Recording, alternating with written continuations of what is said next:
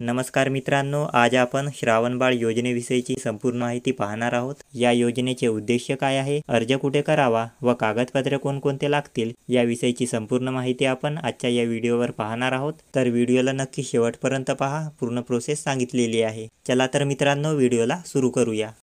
तर श्रावणबाळ सेवा राज्य निवृत्ती वेतन योजना हे या योजनेचे नाव आहे।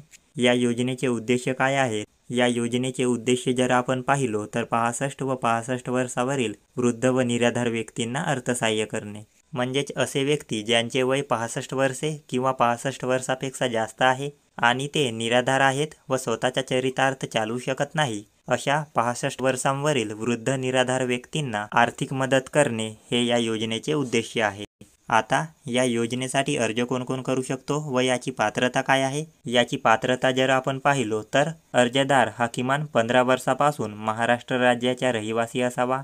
अर्जदाराचे वय हे किमान 65 वर्षे किंवा त्यापेक्षा जास्त असावा। अर्जदार हा शासकीय, निमशासकीय किंवा खाजगी धर्मदाय संघटनेचा सदस्य नसावा। अर्जदाराला शासनाचे अन्य योजनेखाली आर्थिक लाभ मिळत नसावा। म्हणजेच अर्जदाराला शासनाच्या अन्य कोणत्याही योजनेअंतर्गत मासिक आर्थिक लाभ मिळत नसावा।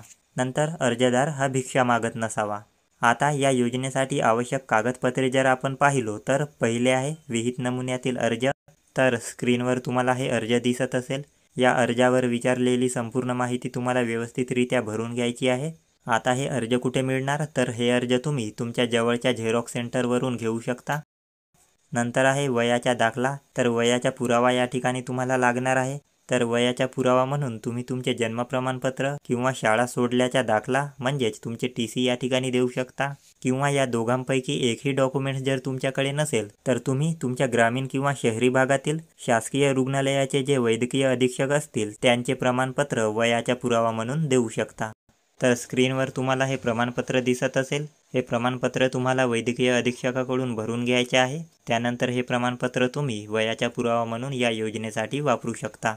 त्याच्याच खाली आंतरवासी नसल्याबाबतचा दाखला म्हणजेच तुम्ही कोणत्याही सरकारी, निमसरकारी किंवा शासन अनुदानित संस्थेचे सदस्य नाही याबाबतचे हे प्रमाणपत्र आहे। तर हे प्रमाणपत्र तुम्हाला तलाठी, ग्रामसेवक, मुख्य किंवा प्रभाग अधिकारी किंवा मंडळ अधिकारी यांच्याकडून लिहून घ्यायचे आहे। नंतर आहे रहिवासी दाखला। हे तुम्हाला तलाठी, ग्रामसेवक, मुख्य किंवा प्रभाग अधिकारी यांच्याकडून लिहून घ्यायचे आहे। नंतर दारिद्र्य रेषेखालील कुटुंब असल्याचे प्रमाणपत्र म्हणजेच अर्जदार हा दारिद्र्य रेषेखाली येत असेल तर त्याला दारिद्र्य रेषेखालील कुटुंबाचे प्रमाणपत्र या ठिकाणी लागणार आहे। जर अर्जदार हा दारिद्र्य रेषेखाली येत नसेल तर त्याला या ठिकाणी उत्पन्नाचा दाखला द्यावा लागणार आहे। उत्पन्नाचे काही मर्यादा या ठिकाणी ठेवण्यात आलेले आहेत। काय आहेत त्या मर्यादा, तर अर्जदार व अर्जदाराच्या कुटुंबाचे उत्पन्न असे एकूण वार्षिक उत्पन्न हे जास्तीत जास्त 21,000 पर्यंत असावा। 21,000 पेक्षा जास्त उत्पन्न असल्यास या योजनेसाठी अर्ज करता येणार नाही। या व्यतिरिक्त या योजनेसाठी आधार कार्ड, रेशन कार्ड, निवडणूक ओळखपत्र, बँक पासबुक, अर्जदाराचा फोटो इत्यादी कागदपत्रे तुम्हाला लागणार आहेत।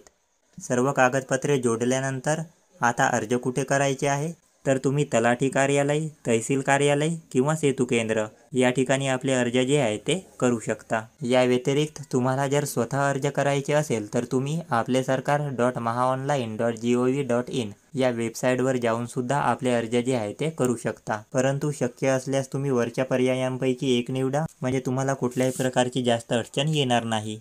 आता या योजनेसाठी तुम्ही जर पात्र ठरले आणि तुमचे अर्ज जर मंजूर झाले तर तुम्हाला दरमहा म्हणजे प्रत्येक महिन्यात 1500 रुपये इतके लाभ जे आहे ते दिले जाईल। तर अशा प्रकारची ही माहिती होती। याविषयी जर तुमचे काही प्रश्न असतील तर ते तुम्ही कमेंट सेक्शनमध्ये विचारू शकता। शक्यतो आम्ही तुमचे प्रश्नाचे उत्तर देण्याचा प्रयत्न करू। व्हिडिओ जर तुम्हाला आवडला असेल तर व्हिडिओला लाईक करा। चॅनलवर जर नवीन असाल तर आमच्या चॅनलला सबस्क्राईब करून ठेवा। अशाच प्रकारची महत्त्वपूर्ण माहिती तुम्हाला भेटत राहील आणि हा व्हिडिओ आपल्या मित्रांना नक्की शेअर करा। पुन्हा भेटूया नवीन एका व्हिडिओसह। तोपर्यंत जय हिंद, जय महाराष्ट्र।